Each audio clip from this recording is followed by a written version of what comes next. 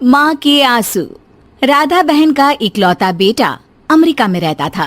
एक दिन राधा बहन का किराएदार कहता है, अरे माँ जी अकेली बैठी रहती हैं, बेटे के पास क्यों नहीं चली जाती? अरे कैसे चली जाऊं, नई नई शादी हुई है, अभी तो थोड़ा बहू के साथ समय बिताएगा, तभी तो दोनों के बीच समझ बढ़ेगी ना। अरे कैसी बात कर रही हैं माँ जी, समझ बढ़ाने के लिए 5 साल काफी होते हैं।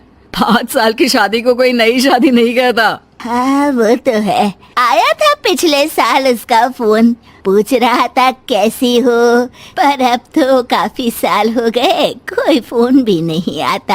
आ गया मेरे मयंक का फोन। अच्छा कैसे पता कि ये फोन उसी का है? अरे कैसे पता नहीं चलेगा, माँ हूँ मैं। अरे रहने दो माँ जी, 1 साल से जिसका फोन नहीं आएगा वो अब क्या करेगा? होता भी वही है, फोन पर मयंक है। कैसी हो माँ? अरे बेटा तेरी आवाज सुन ली, अब तो मौत भी क्यों ना आ जाए, बहुत याद आती है बेटा। माँ मैं वो ऑफिस में था। अच्छा माँ, वो रीना बोल रही थी कि तुम अकेली रहती हो इंडिया में, वो ठीक नहीं है। अब बुजुर्ग भी तो हो रही हो, अकेले पकाना खिलाना, वो चाह रही है कि अब तुम यहीं आ जाओ, हम लोग साथ रहते हैं ना। माँ हेलो, सुन रही हो ना माँ? हाँ बेटा तेरे साथ रहूंगी, सुबह शाम तुझे देखूंगी, और क्या जीवन में है तेरे पापा के जाने के बाद। तभी बीच में बेटा माँ को रोक देता है। हाँ हाँ ठीक है माँ, तो मैं आता हूँ अगले हफ्ते तुम्हें लेने के लिए। राधा बहन को तो मानो बुढ़ापे में किसी ने पंख दे दिए हो, उड़ी जाए। वो मयंक आ रहा है, अब तो अमेरिका जा रही हूँ मैं, वहीं रहूंगी। अच्छा है मौसी, आपका जीवन देखकर तो मुझे भी रोना आ जाता था। कोई बात नहीं मौसी, देर से ही सही सब अच्छा होने वाला है अब।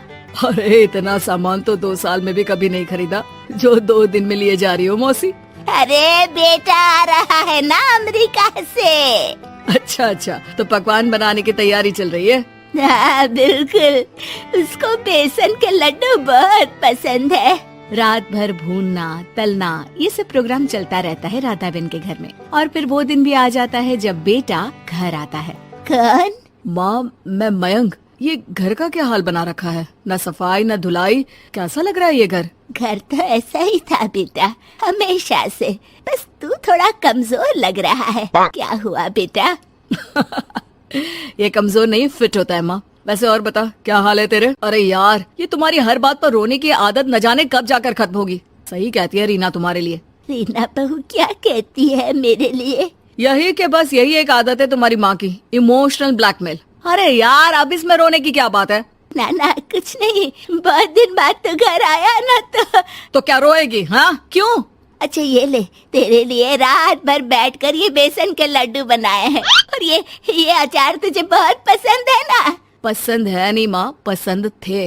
अब तो फिटनेस के लिए ये सारी फालतू चीजें मैं खाता भी नहीं हूँ। ये फालतू चीजें खाकर ही तो तू बड़ा हुआ है बेटा। अब रहने दे माँ, क्या क्या खिलाकर बड़ा क्या है, मुंह मत खुलवा। कौन देशी घी में शक्कर डालकर पराठे के साथ खाता है? वो तो तुझे पसंद थे ना बेटा, तभी तो बनाती थी, नहीं बनाती थी तो रोता था तू। अरे तो रोने देती ना माँ, अब सारी समस्या उसी खाने से है शरीर में। वो तो भला हो रीना का जो हेल्दी डाइट देकर सब मेंटेन कर रही है। अच्छा अच्छा रुक, पालक वाली दाल बना देती हूँ। रहने दे माँ, मैं होटल से ऑर्डर कर देता हूँ। इतने साल बाद होटल का खाना, माँ के खाने की याद नहीं आती थी? अरे माँ फिर इमोशनल डायलॉग, प्लीज माँ। अच्छा सुन, बहुत कम वक्त है हम लोगों के पास, जल्दी जल्दी सारी पैकिंग कर ले, और हाँ इस घर को बेचना होगा। कैसी बात कर रहा है, तेरे पापा और मैंने एक एक पाई जोड़कर इस मकान को बनाया था। हाँ पर तो जा रही है ना, फिर कौन मेंटेन करेगा? कैसे क्या होगा माँ, मैं तो अब इंडिया आऊंगा भी नहीं। बेटा तो सो जाता है, लेकिन माँ घर का एक एक कोना घूम घूम कर देखती है। सही बात है, क्यों मोह माया जोड़ रही हूँ मैं इस घर से? आखिर बेटे के साथ रहना ही तो होता है हर माँ बाप को, लेकिन इनकी यादें हर एक कोने में है। खैर औने पौने दामों में घर को बेच बेटा और माँ एयरपोर्ट के लिए रवाना हो जाते हैं। माँ यहीं बैठ, मैं अभी आया। नहीं नहीं बेटा, मैं साथ रहूंगी, पहली दफा आ रही हूँ ना।